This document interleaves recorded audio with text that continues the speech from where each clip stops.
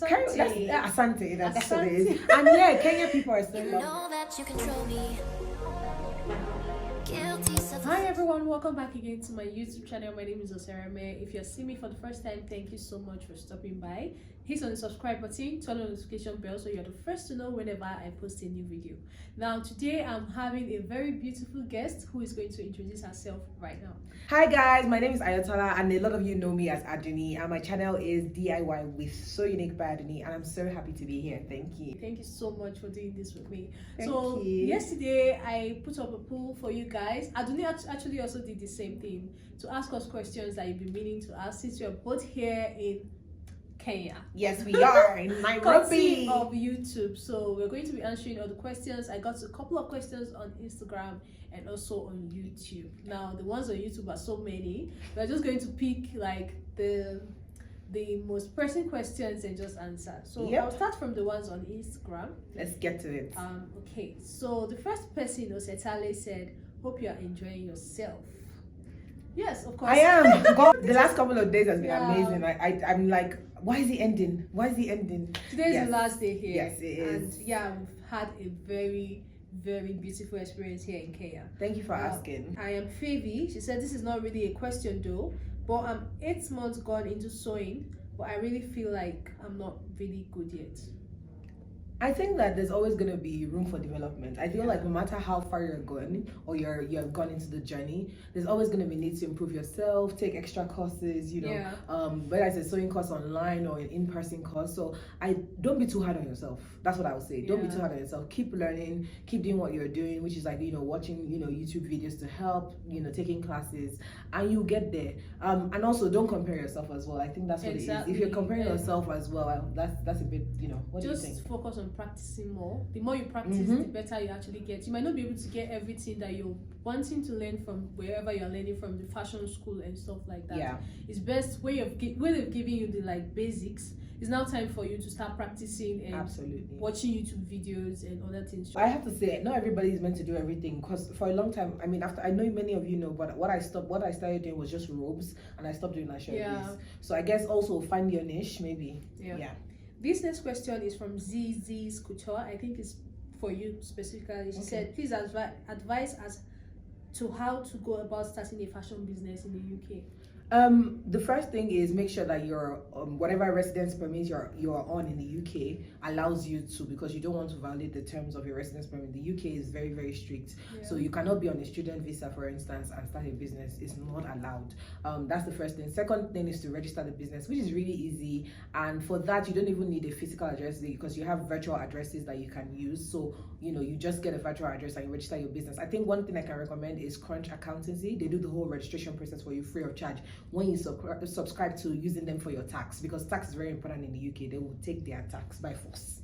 But yeah, I think that's the first process. And obviously, before you do that, make sure you sort out your suppliers. Exporting, like I was saying earlier, like getting materials is a bit hard. So make sure you sort out all of that as well. Yeah, I think the next question is actually almost the same thing you just said.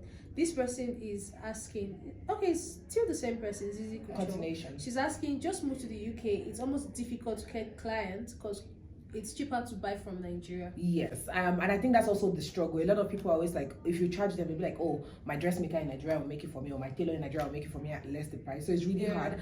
I think when you're in the UK, you need to redefine or re-strategize your business, right? You need to decide if I want to do ready to wear, which might even move faster than bespoke.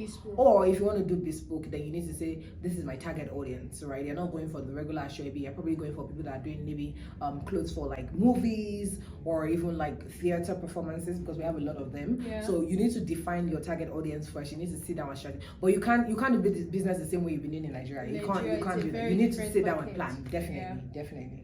Okay, this next question is from Adu Grace, and she says, how do you edit your YouTube videos?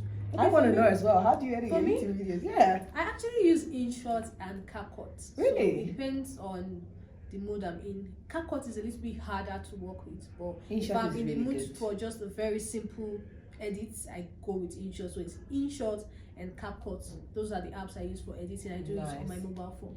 If I'm using my phone, I'll use InShot and iMovie. I'm starting to get into Final Cut Pro, but again, that only works when you're using like an Apple, Apple MacBook. Yeah. If you were using Windows, I know that a lot of people use Adobe, but obviously it's better to buy like the Adobe Premiere or whatever it's called. But again, I don't know anything about Windows. But Final Cut Pro, a bit more expensive, but one-time purchase, or like Adobe where you pay monthly. But again, like I said, that's if you're trying to go like proper editing. But yeah, I think InShot is great for like beginners. Yeah, that's like the most beginner friendly. Yeah. You're thinking of starting to make YouTube tutorials. This next question is from Amarachi, and she says, how's the fashion industry in the UK like? Are materials easily accessible, and what is the success rate like? Again, I think that there are people that are doing fantastically well. Kai Collective, King Dave, they have amazing clothes. But again, I also know that for many of these people, they have their production hub in Nigeria or other African countries. Grassfields, for instance, on Instagram, they produce in Nigeria because it's really expensive to get. Like there's like really strict employee laws in the UK. So by the time you're paying them what you're supposed to pay them, all your profit is gone. So it's easier to have production made somewhere else. Yes, and I'm not saying exploit Africans. Definitely don't. Make sure you're paying them fairly. But my point is, in terms of production, it's easier to have it done there and then sell to clients in the UK, because that way you can make enough profit and also make money to make sure that your staff are earning properly. So yes, it's a bit difficult getting materials. Again, I've said it's really hard. It's expensive as well. It's easier when you know the kind of materials you're doing. If you're working with, like, let's say you're working like black satin, for instance, you can always ship from China. But when you're working with different colors, like if you're doing Ashwebi, it's hard. How do you know what color your client is going to bring? You can't ship.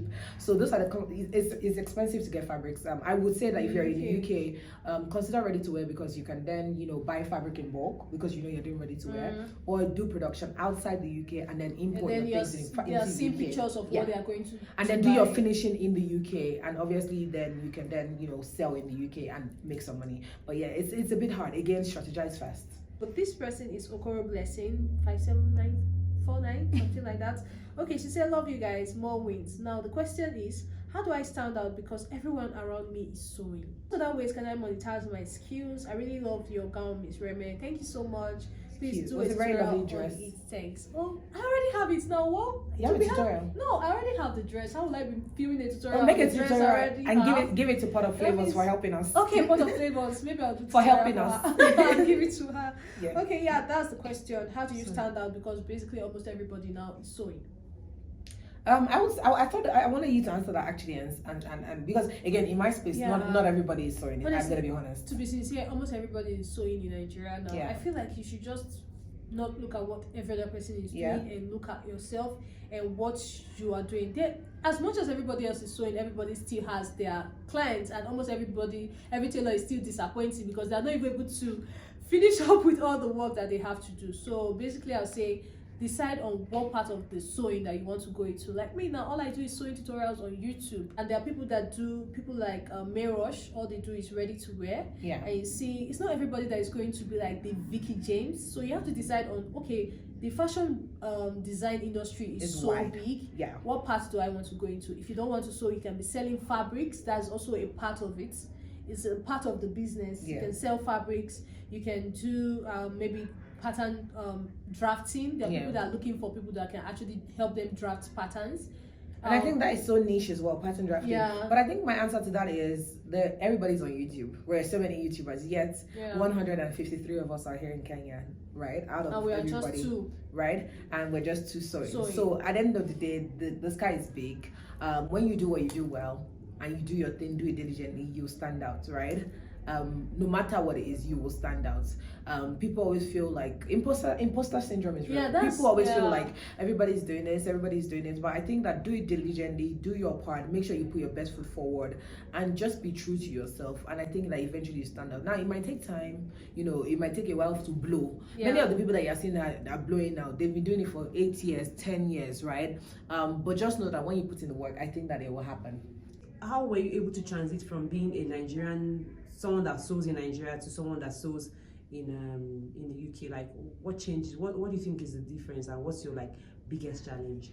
I think it's so hard because in Nigeria we sew from scratch, and in the UK, one time I paid £20 for a class, like 1 hour class, and what happened was that I thought it was a pattern class, and the guy, when they already had patterns that I bought from the store, and he gave us, I said we should start cutting. I was like, I'm sorry, I paid £20 for that, and I already paid.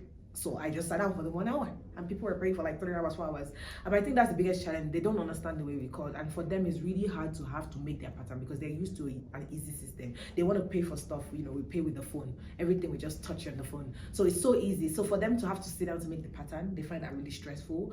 And I think that's the biggest challenge, because getting people to understand how we sew from scratch, it takes patience, it takes people who are ready to sell the pattern. But I also think that it's an opportunity, which is what Kim has done as well, where you kind of make your pattern and we turn that into a business. So I'm like, okay, you don't want to make the pattern, that's fine, I'm selling the pattern, right? So I think that was the biggest challenge, understanding that it's a different ballgame entirely. They don't want to do from scratch, they don't have that time. They just want to place it on the fabric and cut until by 1 inch. They don't want to be thinking, oh, so hold here 2 inches. They don't want that. And I think that was the biggest challenge for me. But I've also learned to monetize that. So I'm also learning to like make digital patterns now that people can download, you know, free ones for like the community, but also my membership can get like some benefits as well. So yeah, I think that's like one thing that the challenge I've turned to like an opportunity. Okay, do you have anything you sell?